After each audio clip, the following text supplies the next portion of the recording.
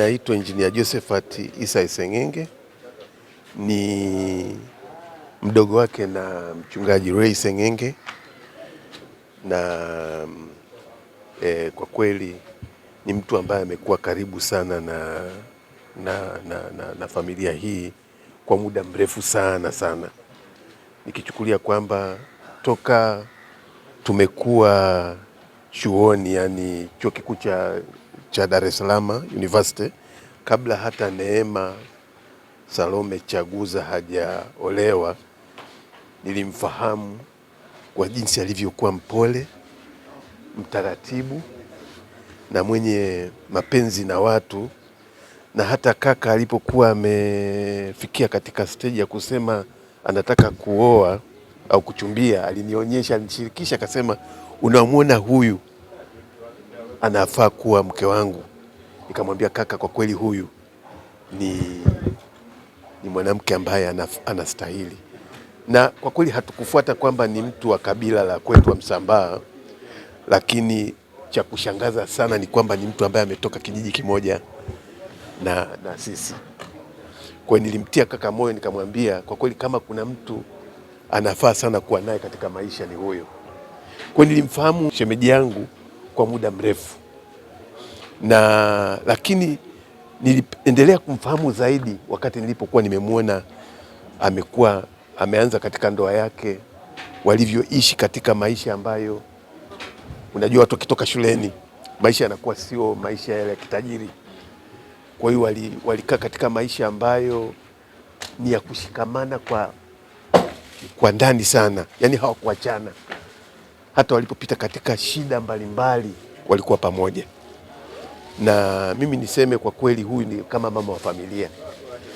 Neema alikuwa na characteristic moja kwamba ni mtu mmoja ambaye alifanania vitu sana kwa mama yake na baba yake, kwamba alikuwa anapenda vitu safi. Ni mwanamke ambaye ni msafi, ni mwanamke ambaye alikuwa hataki vitu vya kubahatisha, ni mwanamke ambaye alikuwa anajua kulea watoto na kutoa ushauri.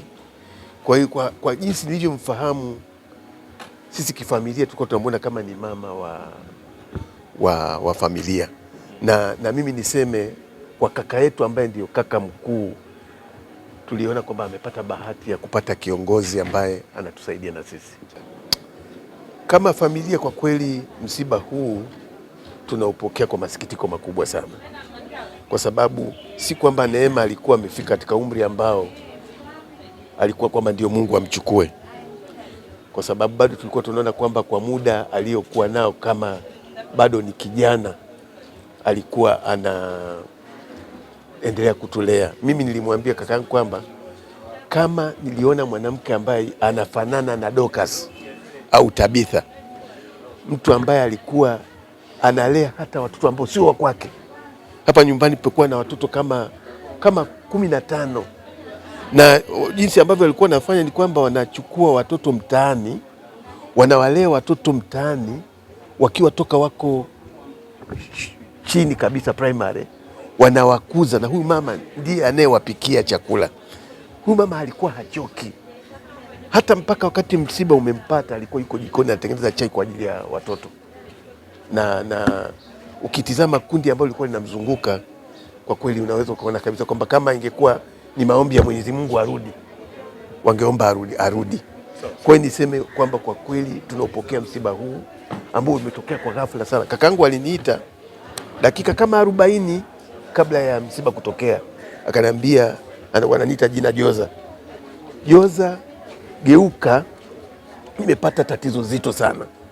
Na mimi huwa kakangu nikimsikia akizungumza namna hiyo huwa nakwenda mara moja, lakini nimekuja hapa akanisimulia kwamba walikuwa jikoni, na walikuwa, kitu cha ajabu sana ni kwamba walikuwa na tengeneza chai ya maziwa na maandazi kwa ajili ya hao watoto, na alipopiga tu kelele kidogo alidhani labda mafuta amemrukia, lakini alipokuwa anamfuata kumwelekea akaona anamlalia, yani kwamba kama vile amecollapse. Na kwa kweli niseme, anasema kama nisingelikuwepo pale ningeuliza vijana maswali mengi sana, lakini Neema alichukuliwa mikononi mwangu. Neema alipoteza fahamu, akapoteza na kauli, na Neema aliondoka. Tunamshukuru Mwenyezi Mungu kwamba tumetoka kwenye kikao sasa hivi. Tulikuwa tuna concern kwamba kuna ndugu wa Neema ambao wako Marekani wameconfirm kwamba watakuja nao. Kwa ajili ya kutoa space kwamba waweze kusafiri na kuja, tumeona kwamba tentatively kwamba Jumatatu itakuwa ni wakati mzuri zaidi wa kufanya